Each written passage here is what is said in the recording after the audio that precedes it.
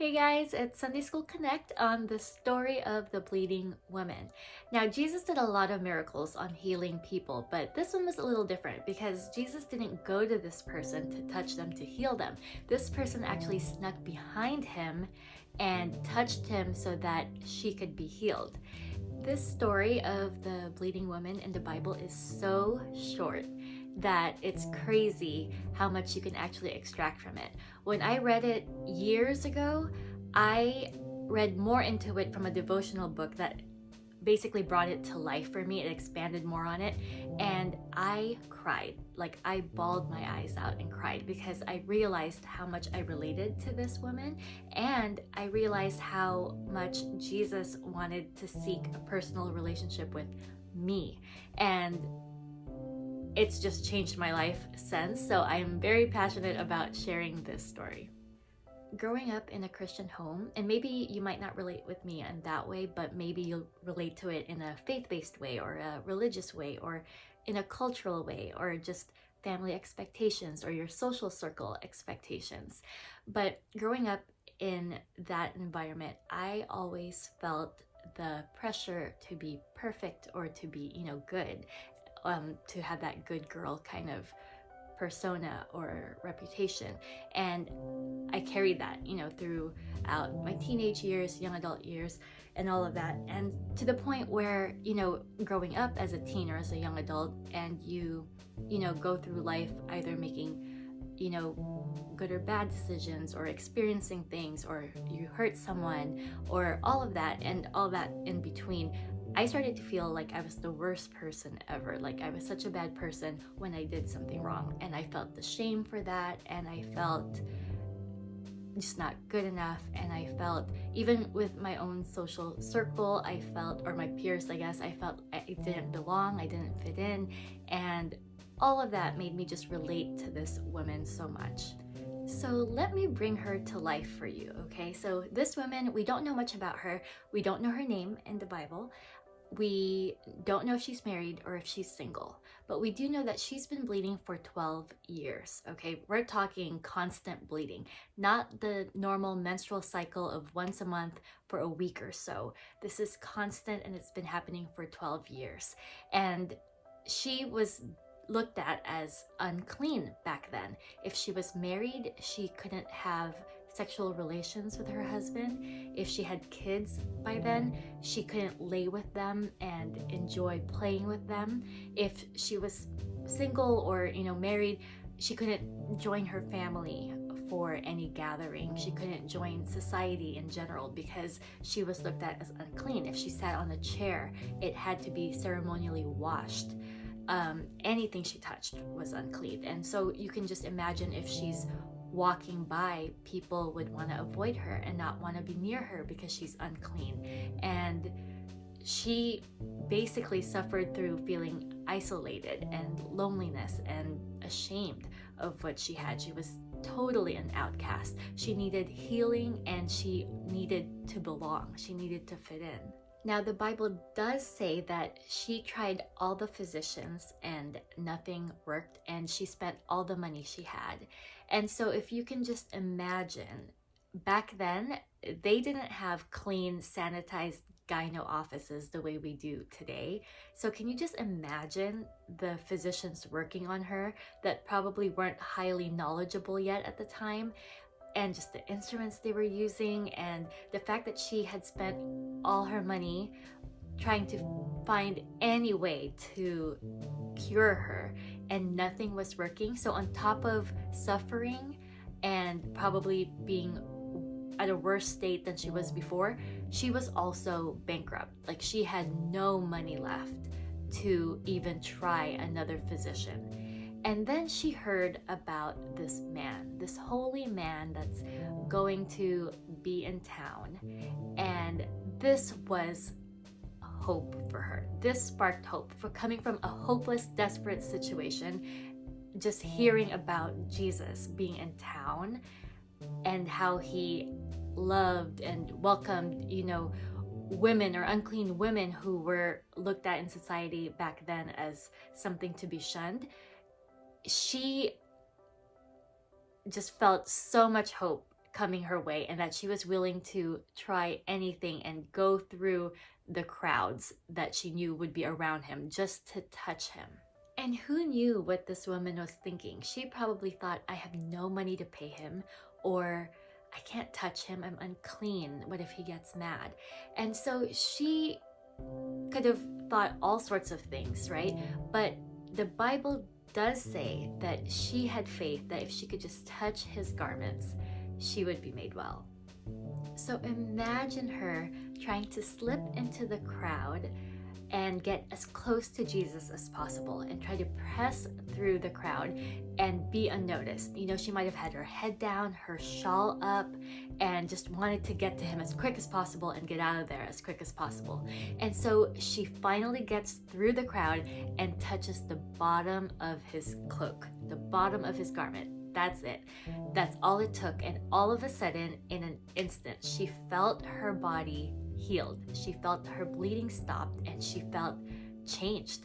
And you can just imagine that all these years she had suffered, all these years she felt hopeless, she was desperate, she felt left out, she felt she couldn't belong. And in an instant, she was healed from all of that, physically and socially and emotionally, all of it. And she thought she could just slip away again and go on her merry way. But Jesus noticed, and he turned around and asked, "Who touched me?" And his disciples were probably thinking, there's so many people around us, everybody's trying to touch you, everybody's pressing against each other, it could have been anybody. But Jesus was like, no, somebody touched me intentionally, for I felt my healing power come out of me. Now, don't get this confused as if Jesus actually didn't know who touched him. Jesus knew exactly who it was who touched him. He knew her name, even though we don't have any record of it in the Bible. He knew her name just as he knows us and knows each of our names. And he wanted her to just come out and show herself and meet him from where she's at, from wherever she's coming from. And he's basically asking, where are you? And he wanted to give her a chance to come out and show herself. And so she did. And she was trembling in fear, probably thinking she was about to get in big trouble. And she fell down at his feet and explained the whole truth. And if you can just imagine, there's still a crowd around them, and she's probably thinking, I'm even gonna be more humiliated and be put to shame more, because I'm going to get in trouble and the whole crowd will just hate me or just humiliate me more. And so she must have been so afraid, and she must have been afraid, who knows, she's probably thinking, oh my gosh, what if he takes my healing back and I'm gonna be bleeding again, who knows what she was thinking. But Jesus just lovingly surprised her and just said, daughter, be at peace, your faith has made you well. And I cannot imagine the relief and the shock that she must have felt, that instead of being scolded or getting in trouble for what she did, he met her with love and with grace and with compassion, and he called her daughter, the only woman in the Bible that is recorded of Jesus calling as daughter. And immediately, with just that one word, you can see that he built that relationship with her. A relationship that she probably hasn't felt in so long, being isolated from society, from family, from friends. No one has probably called her a daughter in such a long time.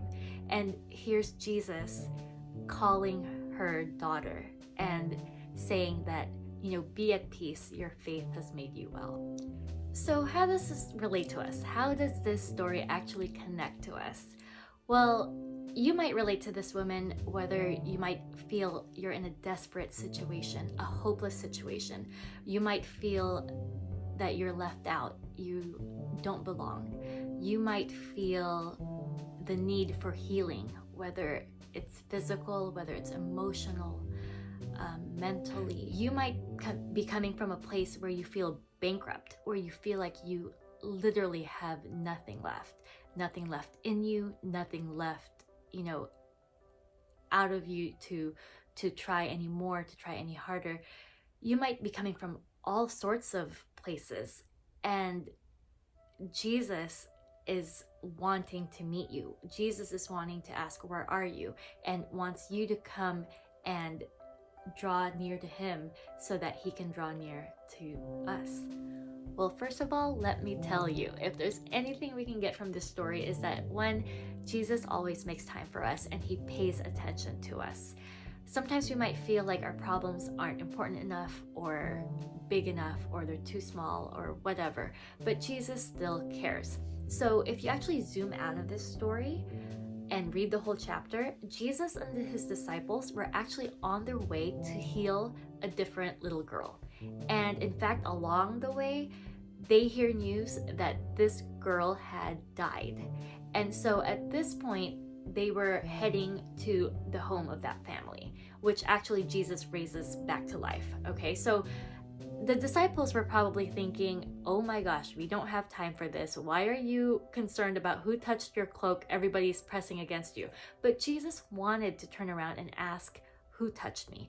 And he wanted to know and meet and get to know the woman that touched him. And so that just shows that he cares so much that he'll make time for us and he'll pay attention to us. So just as he did for her, he does the same for you and me.